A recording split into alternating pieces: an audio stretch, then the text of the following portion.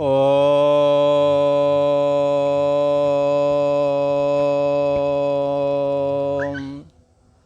ओम गुरु ब्रह्मा गुरु विष्णु गुरुदेव महेश्वरा गुरु साक्षात् परम ब्रह्म तस्मै श्री गुरुवे नमः। योगेश्वर श्री कृष्ण भगवान की जय। ऐं सरस्वत्यै नमः। पूर्व का प्रसंग एक बार स्मरण करते हैं। ये गीता का 11वां अध्याय चल रहा है और इसमें भगवान श्री कृष्ण अर्जुन को अपना विराट रूप दर्शन करा रहे हैं। अर्जुन ने भगवान से प्रार्थना की थी कि हे भगवान, आपने जो पूर्व में ये विभूति योग का कथन किया और विभूति योग के अनुसार मेरे हृदय में जो आपकी विराट स्थिति का एक आकलन हुआ है, ऐसा आपका एक विराट रूप जो है ना, वो मुझे दर्शन करा दो। जिसके लिए आप कहते हैं कि मैं हिमालय हूँ, मैं आदित्यों में विष्णु हूँ और 11 जो रुद्र हैं उसमें मैं शंकर हूँ, देवर्षियों में नारद हूँ, बहते हुए सदा जो स्रोत हैं उनमें गंगा मैं हूँ। इस प्रकार से अष्टवसुओं में मैं अष्टवसु के रूप में मैं हूँ। इस तरह से जो आपने कहा है, बताया है, तो इसका दर्शन भी करा दो भगवान। तो भगवान श्री कृष्ण ने कहा, मैंने इसीलिए वर्णन किया था क्योंकि इसका दर्शन नहीं किया जा सकता है इन चर्म चक्षुओं से, इन नेत्रों के द्वारा नहीं दर्शन किया जा सकता है। इसलिए हे अर्जुन, यदि तुम्हें दर्शन की ही लालसा है और आप दर्शन करना चाहते हैं तो मैं तुम्हो दिव्यम ददामि ते चक्षु पश्य में योग महेश्वरम। मैं तुम्हारे को दिव्य चक्षु देता हूँ जिससे कि तुम हमारे इस विराट रूप के दर्शन कर सकोगे। हमारी विभूतियों का जो विराट पुरुष के अंग हैं, ये सब इनका दर्शन कर सकोगे। ऐसा कहते हुए भगवान श्री कृष्ण ने उनको दिव्य चक्षु दिए। और जब दिव्य चक्षु दिए तो उसी समय राजा धृतराष्ट्र का जो मंत्री संजय जो था, उसको ये दिव्य दृष्टि व्यास जी ने पहले ही प्राप्त करा दी थी। युद्ध के पहले उसने तुरंत ही जान लिया कि जो दिव्य दृष्टि श्री व्यास जी ने मुझे दी, भगवान ने अर्जुन को वही दिव्य दृष्टि दे दी है, अपना स्वरूप, अपना विराट रूप को अवलोकन करने के लिए। अर्जुन और भगवान श्री कृष्ण का ये जब वार्तालाप, जब ये संवाद चल रहा था, इसका सीधा सीधा अवलोकन ये संजय कर रहा था और उसका सीधा सीधा लाइव समाचार राजा धृतराष्ट्र को बता रहा था। उसने कहा, हे राजन धृतराष्ट्र, महायोगेश्वर जो ये भगवान श्री कृष्ण हैं, महायोगेश्वर श्री हरि ने इस प्रकार कह करके और उसको दिव्य चक्षु दे दिए और परम ऐश्वर्य युक्त अपना ये विराट रूप अथवा विश्व स्वरूप, दिव्य ये विश्व रूप कहो या विराट पुरुष का दर्शन कहो, एक ही बात है, ब्रह्म में नहीं पढ़ना। परम ऐश्वर्य युक्त अपने दिव्य स्वरूप, जिसको विश्व रूप दर्शन कहते हैं, उसको दिखलाया। जिसको विराट पुरुष का दर्शन कहते हैं, उसको दिखलाया। राजा धृतराष्ट्र ने कहा, हे संजय, क्या तुमने ये देखा है, वो भगवान श्री कृष्ण क्या जगत के ही ईश्वर हैं क्या? ये बात सही है, हमने ऋषियों से सुना था, पर हमारे हृदय में राग द्वेष की बहुलता होने की वजह से मैंने कभी उनको ईश्वर ना माना। और वो महान लोकों के ईश्वर हमारी सभा में भी आए थे, पर हमने उनकी बात का आदर न किया और उनकी शांति संदेश को हमने गंभीरता से नहीं लिया, क्योंकि हमारा पुत्र मोह बहुत बढ़ चुका था। इस करके मैं उसे गंभीरता से न ले सका। हे संजय, तुम बताओ कि वो भगवान श्री हरि जो कि श्री कृष्ण विग्रह में प्रत्यक्ष हैं, उन्होंने क्या दर्शन कराया था? तो संजय कहता, महाराज, दर्शन की कहते हो, जब उसने देखा तो क्या देखा, हजारों सूर्य एक साथ निकल आए आकाश में, तो भी उनके उस प्रकाश स्वरूप विराट रूप का समानता नहीं कर सकते। जो उन्होंने विराट पुरुष का दर्शन कराया, जो विराट स्वरूप दिखाया, उसमें जो तेज निकल रहा था, वो तेज भगवान हजार सूर्य एक साथ निकल आए तो भी कदाचित उसके बराबर नहीं हो पाएगा। कारण हे राजन, ये परम ब्रह्म परमात्मा श्री कृष्ण सूर्य और चंद्रमा में भी, सूर्य में उजाला करने की सामर्थ्य और चंद्रमा में अमृत बिखेरने की सामर्थ्य देते हैं। इसलिए संजय ने कहा, हे राजन धृतराष्ट्र, उस समय ऐसा प्रकाश हुआ मानो कि हजार सूर्य एक साथ निकले हों। और क्या देखता है, उन्होंने देखा उन परमात्मा श्री हरि के एक जगह में, शरीर के एक जगह में जगत स्थित है। और कई ग्रंथों में ऐसा आता है कि भगवान श्री हरि के रोम रोम में ब्रह्मांड है। जैसे कि जब बारिश होती है तो कई बार ओस की बूंदें घास पर, और ये जो गेहूं है और भी है, ये जो इनके पेड़ होते हैं खेती में हरे हरे खड़े होते हैं, इनकी बूंदें जब लटकती हैं ओस की, तो जब सूर्य निकलता तो उसमें भी सूर्य का प्रतिबिंब झलकने लगता है। तो कितने सूर्य हैं इसकी आंकड़ा आप नहीं लगा सकते।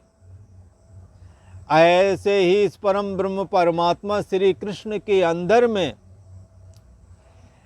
कितने जगत हैं, इसका आंकड़ा नहीं लगाया जा सकता। रोम रोम प्रतिवेद कहें, ब्रह्मांड निकाया निर्मित माया, रोम रोम प्रतिवेद कहें। जितने रोम है, हर रोम में ब्रह्मांड। और रामायण में तो कहते हैं कि भगवान राम के अंदर एक बार काकभूषुंडी जी गए तो उधर माज सुन अंडज राया, देखे बहु ब्रह्मांड निकाया। बहुत सारे ब्रह्मांड देखे, और भगवान श्री कृष्ण और भगवान राम में कोई भेद नहीं है, एक ही बात है। तो वो कहते हैं कि हे राजन धृतराष्ट्र, भगवान श्री कृष्ण का जो विराट रूप था, उस विराट रूप में किसी जगह इस जगत को देखा। बड़ा विस्मित हुए अर्जुन। उन देव भगवान श्री कृष्ण के अंदर ये जगत दिख रहा, और कैसा दिख रहा है, ना आदि का पता लग रहा। जैसे इस जगत की शुरुआत कहाँ से हुई नहीं पता लग रहा, कहाँ तक है ये भी नहीं दिख रहा, इसका बीच मझाड़ा कौन है ये भी नहीं दिख रहा है। ऐसे ही भगवान के शरीर में जो जगत दिख रहा है, उसका ना आदि है, हाँ, न शुरुआत है, कहाँ से शुरू हुआ है ये भी नहीं पता लग रहा है, मझाड़ा कहाँ पे है ये भी नहीं पता लग रहा है, मध्य कहाँ है और अंत कहाँ है इसका ये भी नहीं पता लग रहा। ऐसा स्वरूप देखा, विस्मयाविष्ट हो, आश्चर्यचकित हो गए और जमीन में मत्था टेका। जिन्हें अपना सखा बनाए हुए थे, जिन्हें अपना सारथी बनाए हुए थे, और सारथी को पैर का इशारा करके दाएं बाएं मुड़ने के लिए इंगित किया जाता है। अर्जुन को लगा, अरे राम राम, ये ऐसे हैं जो कि हमारा रथ हाँक रहे हैं, इनकी अपार महिमा है, इन्हों के अंदर सारा जगत समाया हुआ है। विस्मयाविष्ट हो, बड़े विस्मित होने लगे। ये वही भगवान श्री कृष्ण हैं क्या जो कि हमारा रथ हाँकते हैं? अरे जिन्हों के अंदर हजारों सूर्य के सदृश प्रकाश निकल रहा है, जिनका आदि अंत और मध्य नहीं है, क्या ये वही भगवान श्री कृष्ण हैं जिन्होंने राजसू यज्ञ में पत्तल उठाए थे, जिन्हों की प्रथम पूजा की गई थी? विस्मयाविष्ट हो, बड़ा विस्मित हो रहे हैं। ये भगवान श्री कृष्ण की बड़ी महिमा है। अर्जुन ने मत्था टेका, हाथ जोड़ करके प्रार्थना करने लगे, प्रणाम किया, सिर से प्रणाम किया। अर्जुन कहते हैं, हे भगवान, मैं तो आपको देख रहा हूँ, आपके साथ बहुत पेट हैं, हर जगह पेट ही नजर आ रहे हैं। भगवान ने कहा, देखते रहो, दुनिया में जितने पेट हैं, जो भी खाते हैं सब हम ही खाते हैं। सबके पेट एजुकल टू हमारा पेट, सबकी आंखें वो एजुकल टू हमारी आंखें। सूर्य चंद्रमा के बगैर देख नहीं सकते। और कहते हैं क्या ये सब जगत भरा हुआ है विराट पुरुष से। और क्या देख रहे हैं? ऐसा भी देख रहे हैं कि ये मुकुट धारण किए हुए हैं, शंख चक्र गदा धारण किए हुए हैं, और दुर्निरीक्षम, दिव्य दृष्टि के द्वारा भी स्पष्ट देखा नहीं जा पा रहा है उन्हें। देखने की कोशिश करते हैं, पर बंधुओं, भगवान श्री कृष्ण अनंत हैं, और जो दृष्टि सीमित होती है, भले ही वो दिव्य दृष्टि हो, सीमित है। भगवान को पूरा नहीं देख पा रहे अर्जुन, ना आदि पता कर पा रहे, ना अंत पता कर पा रहे हैं, और ना ही मध्य पता कर पा रहे हैं। भगवान की प्रार्थना करने लगते हैं, हे भगवान, आप अक्षर हैं। आ माने नहीं, क्षर माने जिसका कभी नाश ना हो। हे भगवान, आपका कभी नाश नहीं होता। और उपनिषद भी कहते हैं कि अविनाशी वा अरे अयम आत्मा, ये अंतर्यामी आत्मा अविनाशी है, ये अक्षर है, ये परम अक्षर है। शरीर नष्ट होता है, ये क्षर है, नाशवान है। पर कहते हैं ये मर जाए शरीर मर जाता है, मन मरा ना माया मरी। भला ना तो सारे मन मिला दो एजुकल टू माया, सारे जगत के मन जब मिल जाते हैं तो उसी वस्तु का नाम होता है माया। और माया जब परिच्छिन्न रूप धारण करके टुकड़े टुकड़े होकर जब एक एक शरीर में प्रवेश कर जाती है तो उसी का नाम मन हो जाता है। ये मन स्वयं भगवान श्री कृष्ण बने हुए हैं, परमात्मा नारायण बने हुए हैं। इसलिए मन को यदि बस में करना है तो बंधुओं, परमात्मा श्री कृष्ण की शरण ग्रहण करनी पड़ेगी।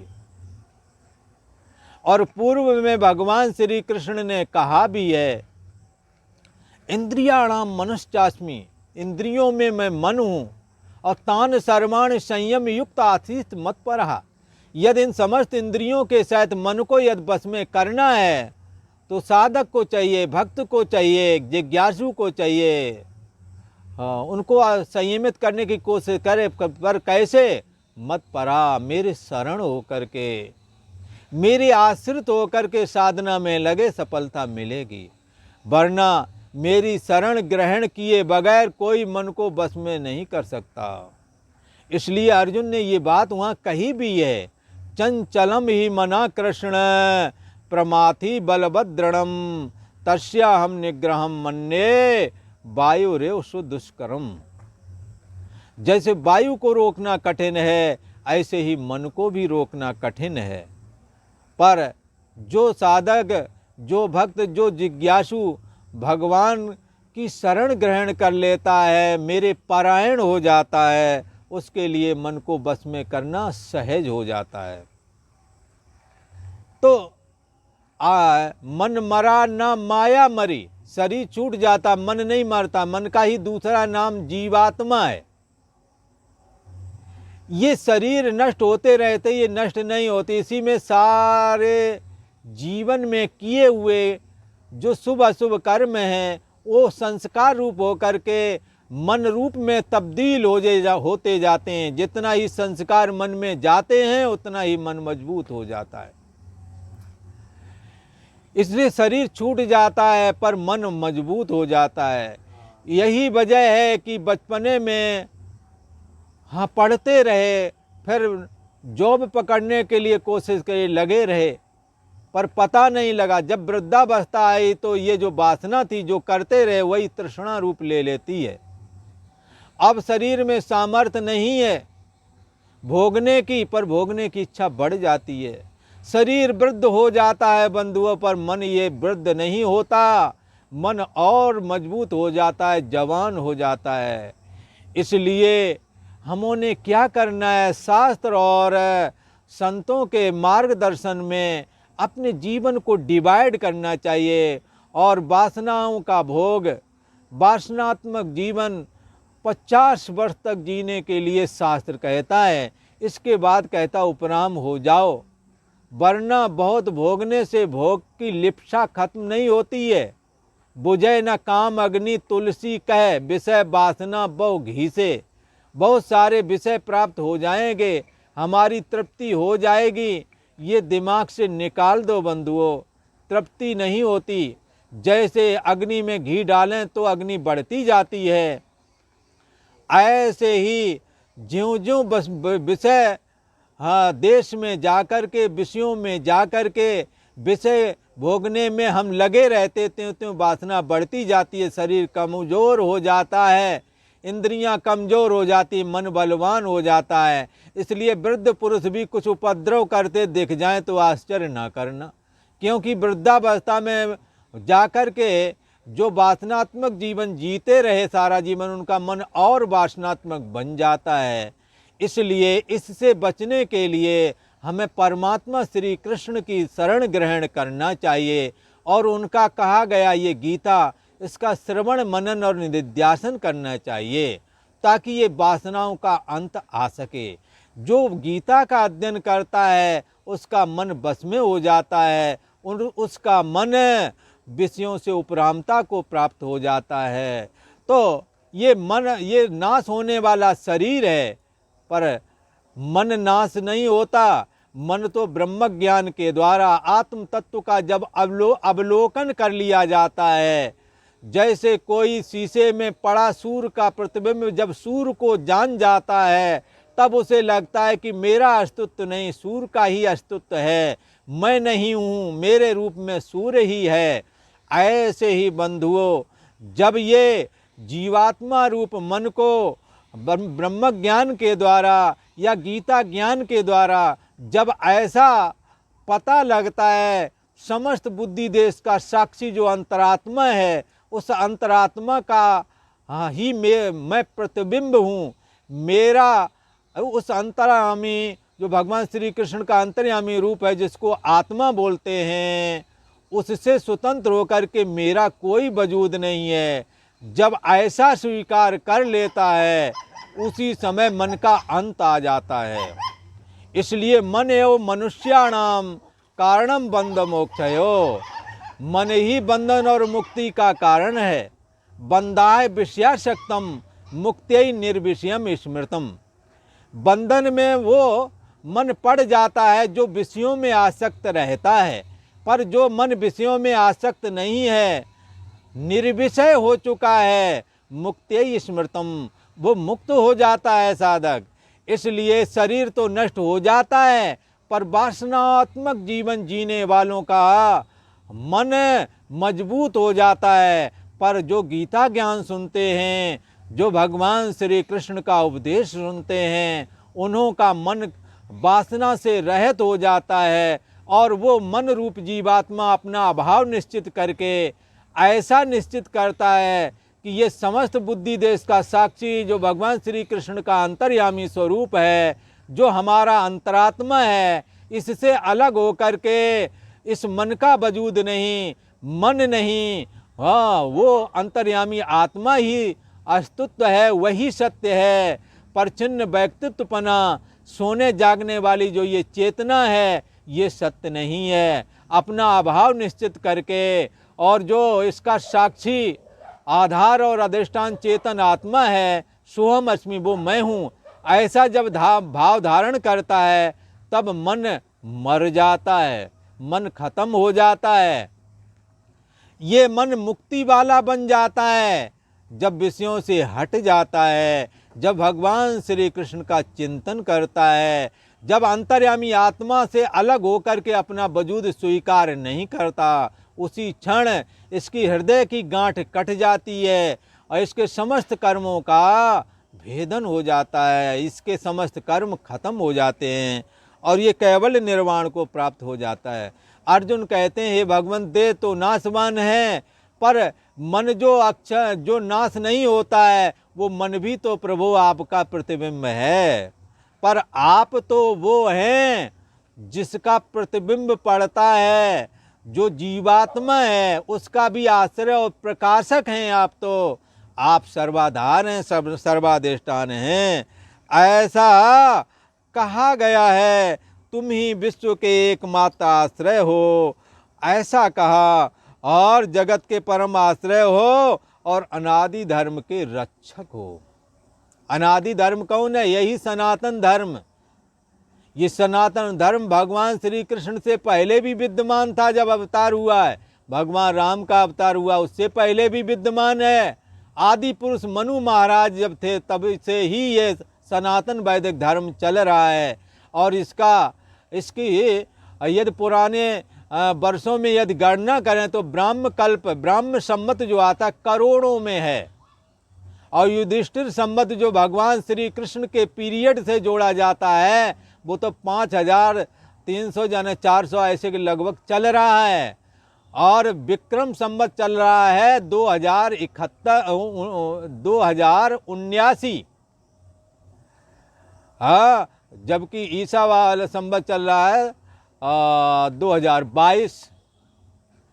सब इससे सनातन वैदिक धर्म से सारे के सारे पीछे आए हैं।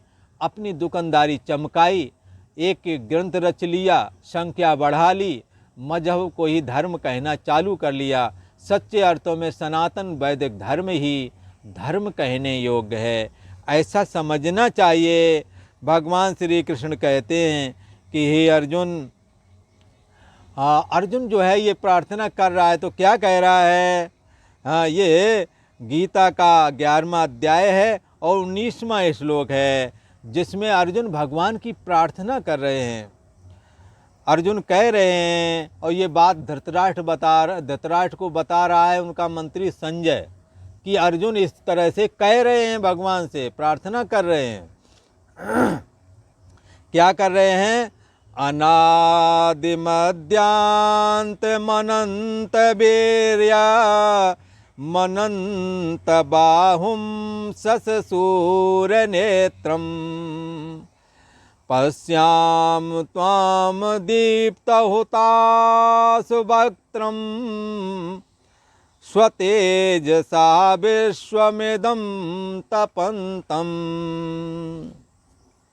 कहने लगे, हे भगवान, आपको मैं आदि अंत और मध्य से रहित देख रहा हूँ। ना आपका आदि नजर आ रहा है शुरुआत, ना बीच का मध्य नजर आ रहा है, और ना ही अंत नजर आ रहा है।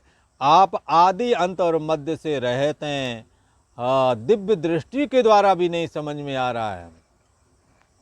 और कहते हैं कैसे हैं? अनंत वीर्यम।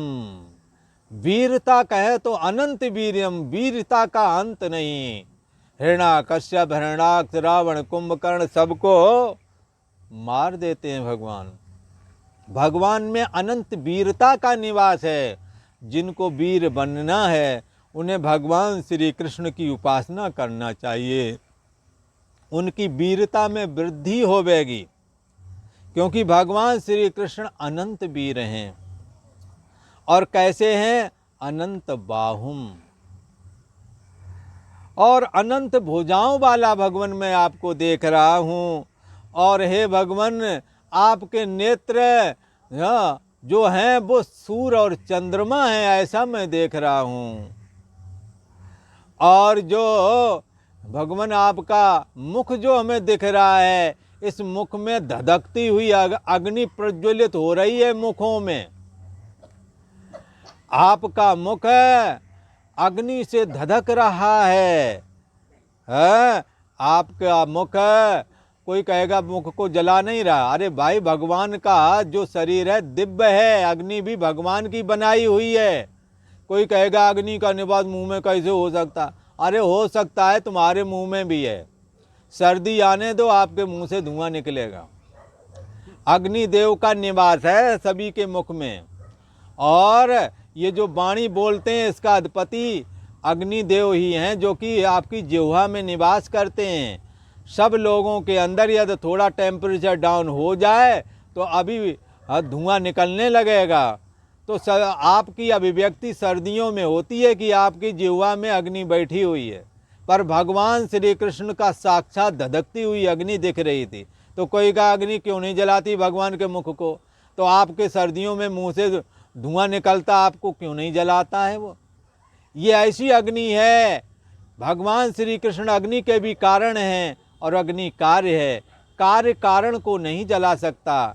कहाँ अग्नि कार्य है, भगवान श्री कृष्ण कारण है। इसलिए भगवान श्री कृष्ण से अर्जुन कहते हैं कि आपका प्रज्वलित अग्नि वाला मुख मैं देख रहा हूँ। और हे भगवान, आप स्वतेजसा इदम विश्वम तपंतम पश्यामि। मैं देख रहा हूँ अपने तेज से संपूर्ण जगत को आप संतप्त कर रहे हैं। कोई जान करके परेशान नहीं, आपका तेज इतना है कि सब संतप्त हैं। तेज कोई बर्दाश्त नहीं कर सकता। ये तो दिव्य दृष्टि की वजह से मैं आपको देख रहा हूँ, और उसमें भी मैं अपने को संतप्त देख रहा हूँ। हे भगवान, अपने तेज से इस संपूर्ण जगत को संतप्त करते हुए सा मैं आपको देख रहा हूँ। एक बार फिर इसको ध्यान से सुने। हे भगवान, आपको आदि अंत और मध्य से रहित मैं देख रहा हूँ। अनंत सामर्थ्य से युक्त वाला मैं देख रहा हूँ। अनंत भुजाओं के रूप में मैं आपको देख रहा हूँ। और सूर्य चंद्रमा रूप नेत्रों वाला मैं तुम्हें देख रहा हूँ। और प्रज्वलित अग्नि वाला, जो प्रज्वलित अग्नि रूप जो ये अग्नि जो प्रज्वलित हो जाती है, ऐसी प्रज्वलित होती हुई धधकती हुई अग्नि वाला मुख मैं देख रहा हूँ आपका।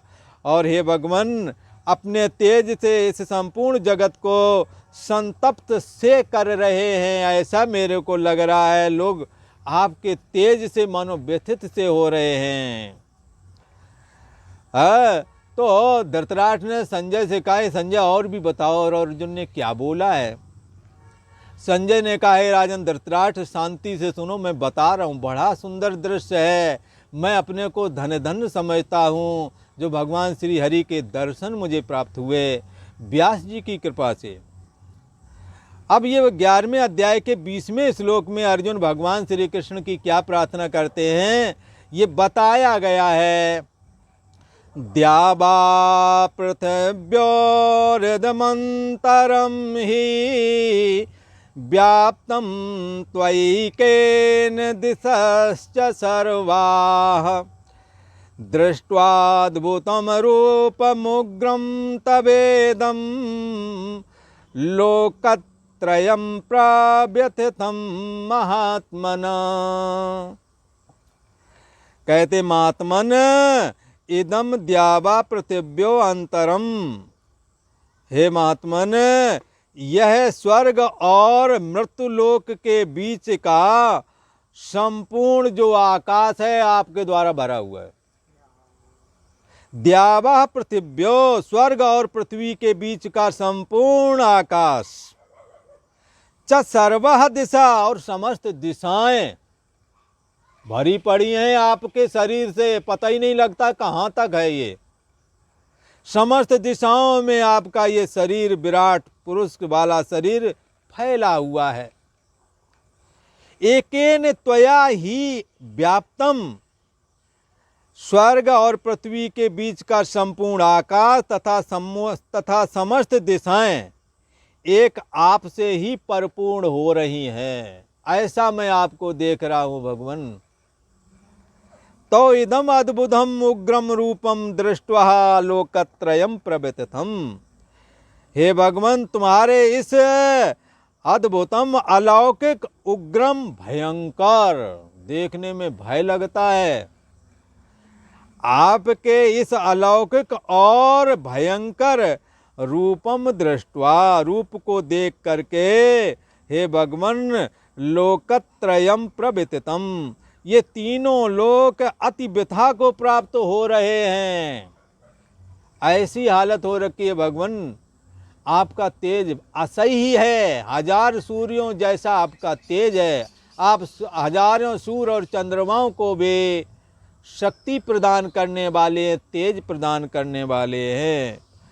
हे महात्मन, यह स्वर्ग और पृथ्वी के बीच का संपूर्ण आकाश तथा समस्त दिशाएं एक आप से परिपूर्ण हैं, तथा आपके इस अलौकिक और भयंकर रूप को देख करके तीनों लोग अति व्यथा को प्राप्त हो रहे हैं।